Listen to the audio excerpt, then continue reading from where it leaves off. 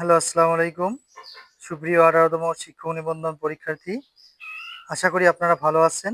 Recent আপনাদের কিন্তু viva result হয়েছে। যারা ভাইভাতে উত্তীর্ণ হয়েছেন, তাদেরকে সবাইকে কংগ্রাচুলেশনস এবং আপনারা জেনে খুশি হবেন যে ১৮তম নিবন্ধন থেকে পুলিশ ভেরিফিকেশনের কার্যক্রম কিন্তু একটু ব্যতিক্রম নিয়মে হবে।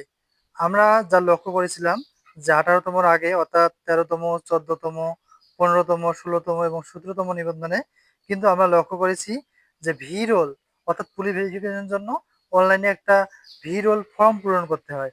এই ফর্মটা পূরণ করে সেটা আমাদের ১ কপি নিতে হয়। এর পাশাপাশি পেইড কপি এবং আনপেইড কপি নিতে হয়। এর পাশাপাশি কিছু কার্যক্রম যে কাগজগুলো আমাদের খুবই গুরুত্বপূর্ণ, বিশেষ করে সার্টিফিকেট, এনটিআরসি এর, এসএসসি, এইচএসসি, অনার্স, মাস্টার্স এবং আরো কিছু কাগজপত্র যেগুলো আসলে আপনাদের বিস্তারিত লেখা থাকবে। এই কাগজগুলো নিয়ে কিন্তু অনলাইনে আমরা যখন আবেদন করি, আবেদন করার পর এই কাগজগুলো নিয়ে আবার আমাদের এনটিআরসি অফিসে গিয়ে ১ সেট কাগজ বা ২ সেট কাগজ জমা দিতে হয়।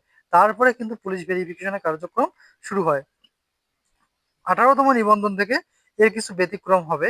যদিও আপনাদের ভি-রোল ফর্ম অনলাইনের মধ্যে পূরণ করতে হবে। এই পূরণীয় কাগজ সরাসরি কিন্তু টেলিটকের কাছে চলে যাবে এবং সেটা আসলে আমরা লক্ষ্য করেছি যে এসবি সেটা আসলে এসবির মাধ্যমে সেটা ভেরিফিকেশন কমপ্লিট হবে। অর্থাৎ যেখানে আপনাদের আর এনটিআরসি অফিসে যেতে হবে না কাগজপত্র নিয়ে। যেটা অনলাইনের মাধ্যমে আবেদন করার পর সরাসরি এটা আপনাদের টেলিটকের কাছে চলে যাবে এবং বেসরকারি শিক্ষা প্রতিষ্ঠানে প্রবেশ পর্যায়ে শিক্ষক নিয়োগের পুলিশ ভেরিফিকেশন ম্যানেজিং কমিটির হাতে দেওয়ার প্রস্তাব করেছিল এনটিআরসিএ। তবে এই প্রস্তাব আসলে অসম্মতি প্রকাশ করেছে মন্ত্রণালয় এবং জনগণ। তাই এটি আসলে কার্যক্রম অচল হয়ে গেছে। পরবর্তীতে আসলে আমরা যখন এই আবেদনটা যারা ১৮তম তে করবেন বিরল ফর্ম পূরণ, পরবর্তীতে এটি এসবি ভেরিফিকেশন সম্পন্ন করে প্রতিবেদন জমা দিবে। তো আশা করি আপনারা বুঝতে পারছেন যে এসবি যখন কার্যক্রমগুলো যখন পরিচালনা করবে, তখন কিন্তু আপনারা লক্ষ্য করবেন যে অনেকগুলো তথ্য আপনাদের কিন্তু আর দেয়া লাগতেছে না। এসবি হচ্ছে কিন্তু স্পেশাল ব্রাঞ্চ, যারা ভেরিফিকেশন তদন্ত করে দেখে।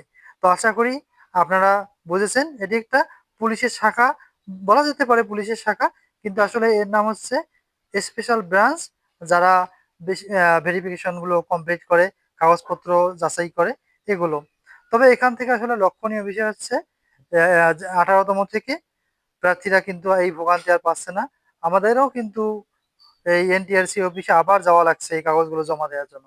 তো এই ভোগান্তি থেকে আপনারা আসলে মুক্তি পাচ্ছেন এবং ভেরিফিকেশনের জন্য যে আরো কতগুলো বাধাগ্রস্ত হয়েছিল, সেগুলো থেকে আপনারা মুক্তি পাবেন। তাই এটি আপনাদের জন্য অবশ্যই সুসংবাদ। তো সকলের জন্য শুভকামনা রইল। সামনে কিভাবে প্রতিষ্ঠান চয়েস দিবেন সে সম্পর্কে আমরা বিস্তারিত আলোচনা করব। তো সকলের জন্য শুভকামনা রইল। আমাদের তথ্যগুলো ভালো লাগলে অবশ্যই আমাদের চ্যানেলটি সাবস্ক্রাইব করে পাশে থাকবেন। আসসালামু আলাইকুম।